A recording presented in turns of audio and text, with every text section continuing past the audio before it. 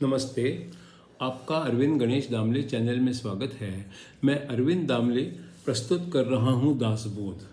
10वें दशक के 7वें समास में कई सवालों के जवाब दिए गए हैं, जिनमें से एक है, क्या मृत्यु के बाद भी संतों का प्रभाव रहता है? चमत्कार क्या होते हैं? अपनी श्रद्धा, विश्वास और कल्पना के कारण ही ये सब होता है। ज्ञानी को पुनर्जन्म नहीं है। हाँ, वो कल्पना में आ सकता है और बस अच्छा मानव बनना, 9 भक्तियों में से जो हो सके वो करना, जब तक है तब तक भक्ति करते रहना, ज्ञान हासिल करते रहना और उसमें ही डटे रहना, यही मार्ग है।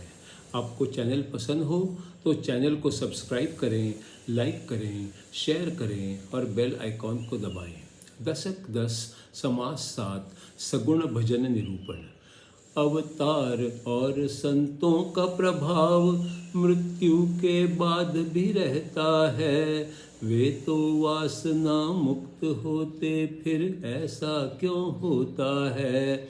वो श्रोता की आशंका है और प्रश्न बहुत ही अच्छा है। वक्ता कहता सावधान हो, सुन लो अब क्या कहना है। देहांत के पश्चात भी ज्ञानी प्रभाव जमाए रहते हैं। वासना के कारण यहीं पे रहते, ऐसा मतलब ना होता है। लोग कहते ये चमत्कार है और सब भी उसको मानते हैं, लेकिन इसका सही अर्थ समझ लेना ही अच्छा है। जिंदा रहने तक चमत्कार कोई करके दिखला सकते हैं, मरने पर भी चमत्कार करता है, कैसे देखना है। जो घर में है और उसी समय 2-4 जगह पर दिखता है, वो तो लोगों को दिखता है, इसका कारण क्या होता है? लोगों की श्रद्धा के ही कारण ऐसी बात हो सकती है। संत ईश्वर जैसा होता है, श्रद्धा हो तो फल देता है। संत देह में होते हैं पर देह से नाता तोड़ते हैं। देह होते कर सकते हैं वो, बाद में भी कर सकते हैं। चमत्कार के बारे में कोई कुछ और कोई कुछ कहते हैं। कल्पना तर्क सभी व्यर्थ, जो समझो वैसा होता है। जो कुछ अच्छा लगता है अपने स्वप्नों में आता है, लेकिन जो दिखता है बाहर से तो ना आता है। कोई कहता जिसकी याद करो वो सामने हाजिर होता है, पर द्रव्य की याद करे कोई तो सामने वो ना आता है। कल्पना करे हम जो भी वो सपनों में आ सकता है। दैनंदिन व्यवहार में उसका उपयोग कोई ना होता है।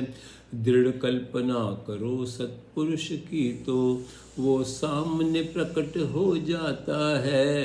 कल्पना खत्म होने पर वो अंतर्धान हो जाता है। हड्डी मांस वासना सहित वो प्रकट कभी ना होता है।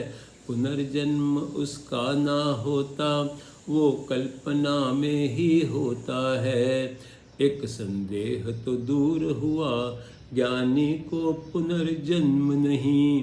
गहरे सोच विचार के बाद ये बात समझ में आती है। ज्ञानी मुक्त हो जाते हैं पर सगुण भजन सामर्थ्य यहीं रहता। पुण्य मार्ग पर चलते वो, इसीलिए ये हो सकता।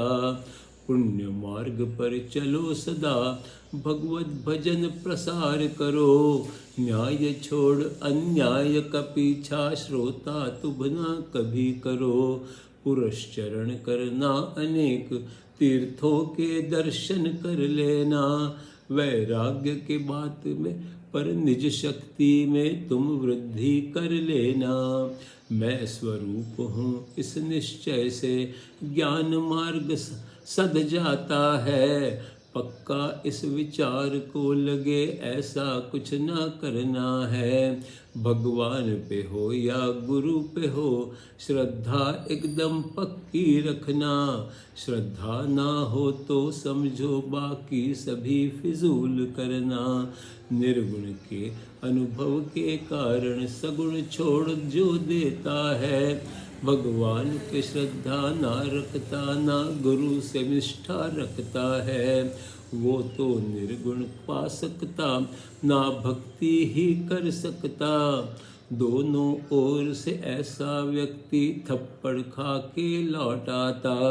भक्ति नहीं और ज्ञान नहीं, अभिमान फिर बढ़ जाता है। चाहे कुछ भी हो जाए, ध्यान जप करते रहना है। सगुण भक्ति को छोड़ दिया तो ज्ञानी असफल होता है। इसीलिए सगुण भक्ति को हरदम करते रहना है।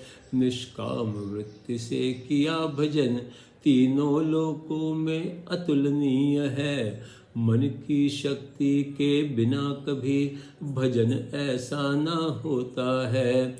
भजन किया कोई इच्छा की तो उसका फल मिल जाता है। बिना कुछ मांगे भजन किया तो स्वयं ईश्वर मिल जाता है। भजन किया कोई वस्तु पाई या ईश्वर को पाया है। सोचो विचार करो समझो, दोनों में कितना अंतर है।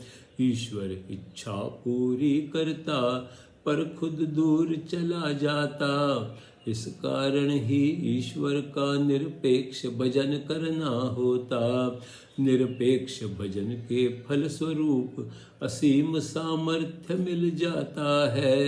बाकी जो भी फल मिलते सारे छोटे ही होते हैं।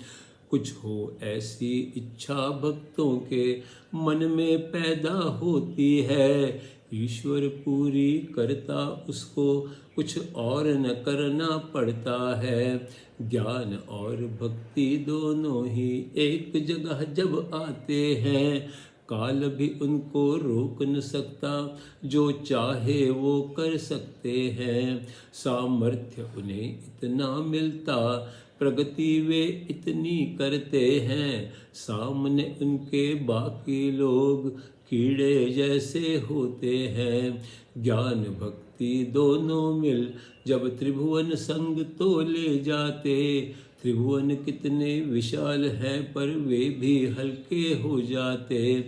बस इतना ही मैं कह सकता, जो मेरी बुद्धि की क्षमता है। यज्ञ कीर्ति प्रताप तीनों निरंतर उसके बढ़ते जाते हैं। हरि कथा जहाँ सुनाते हैं, निरूपण पर विचार करते हैं। बहुत लोग आकर्षित हो स्वकल्याण कर लेते हैं, परमार्थ में भ्रष्टाचार नहीं, वो संकुचित कभी न हो सकता। आत्मज्ञान के निश्चय से संतोष कभी ना जा सकता। सारा सार विचार करना, न्याय अन्याय की खोज करना। ईश्वर की कृपा होगी तो बुद्धि को स्थिर कर लेना। भक्त ईश्वर से अनन्य हो तो ईश्वर मदद करता रहता। विचार करने की दिशा उसे ईश्वर खुद ही दिखला देता। भगवान की सगुण भक्ति करना, फिर ब्रह्म ज्ञान पा लेना है। अनुभव लेना, संतोष पाना, यही अति दुर्लभ होता है।